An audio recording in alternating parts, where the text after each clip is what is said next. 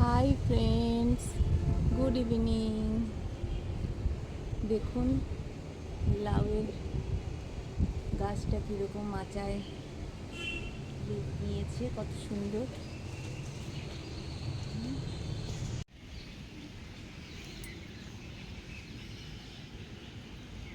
এই যে শুকনো আম পাতা না, শুধু সব রকম গাছের এই যে পাতাগুলো ঝরে ঝরে দেখুন, তাজা সবুজ পাতায় ভরে গেছে বাগান। ওই শুকনো পাতাগুলো ঝাড় দিয়ে দিয়ে এক জায়গায় জমা করেছি। এগুলো না পচিয়ে গাছের খুব ভালো সার হয়, একদম ইয়ে সার বলে না, যেটা বায়ো, সেইগুলো। আর এই যে এই গোলাপের দুটো থোকা ছিল, সেই গোলাপের শুকনো হয়ে গেছে, তো পাপড়িগুলোকে সব ছাড়িয়ে শুকোতে দিলাম। এগুলোকে পাউডার করে একটু নারকেল তেল নেব, 2 চামচ নারকেল তেল আর 1 চামচ অলিভ অয়েল, এই দুটোর মধ্যে মিলিয়ে পাপড়িটাকে গুঁড়ো করে রেখে দেবো। আর সব ভালো ভালো পাপড়িগুলো নিয়েছি, যেগুলো একটু খারাপ সেগুলো ফেলে দিয়েছি। এই যে ফেলে দিয়েছি, এই পাপড়িগুলোকে সব শুকনো ভালো পাপড়িগুলোকে রেখেছি, আর খারাপগুলোকে ফেলে দিয়েছি। এগুলোকেও ফেলে দিলাম। এই হচ্ছে আমার কাজ, প্রকৃতির থেকে কি ব্যবহার করা যায় আর কিভাবে ইউটিলাইজ করা যায় প্রকৃতির সব কিছু।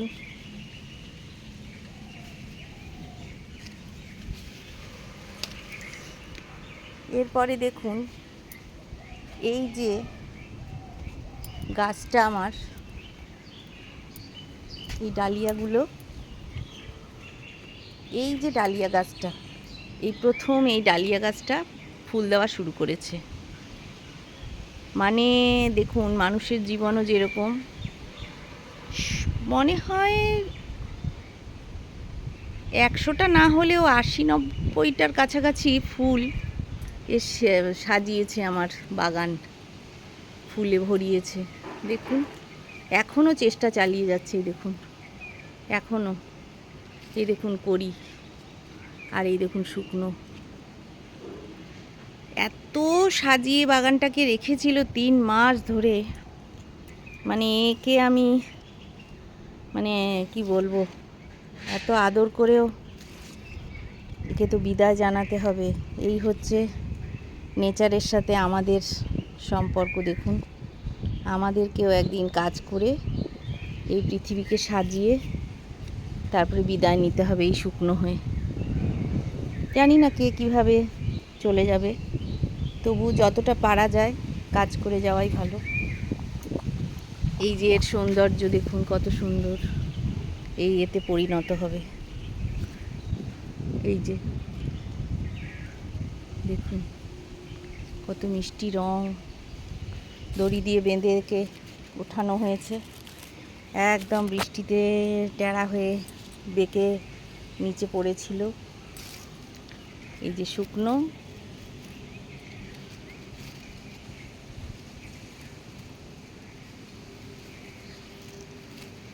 কাল ছিল ডাল খালি, আজ ফুলে যায় ভরে। কত সুন্দরভাবে প্রকৃতি আমাদেরকে শেখায়।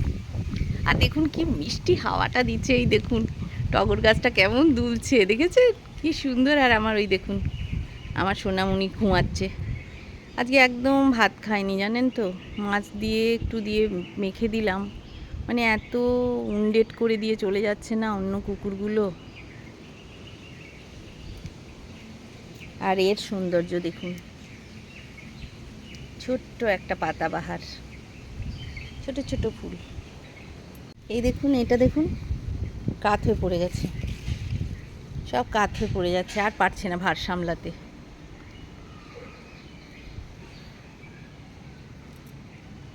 আবার নতুন গরমের জন্য আবার আলাদা আলাদা ফুল গাছ লাগাতে হবে। এই গাঁদাগুলো কেমন হয়ে গেছে, এই গাঁদাগুলোর চেয়েও এই যে গাঁদাগুলো এত সুন্দর, এগুলো কি হলো কি জানি, হট করে কালো হয়ে গেল। আপনাদের জানান থাকলে আমাকে একটু জানাবেন তো, এরম কেন হয়ে গেল।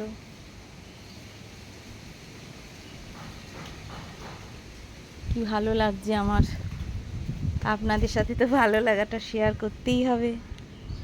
এই যে এই বেগুনের ফুলের সৌন্দর্যটা তো একটু দেখাতেই হবে।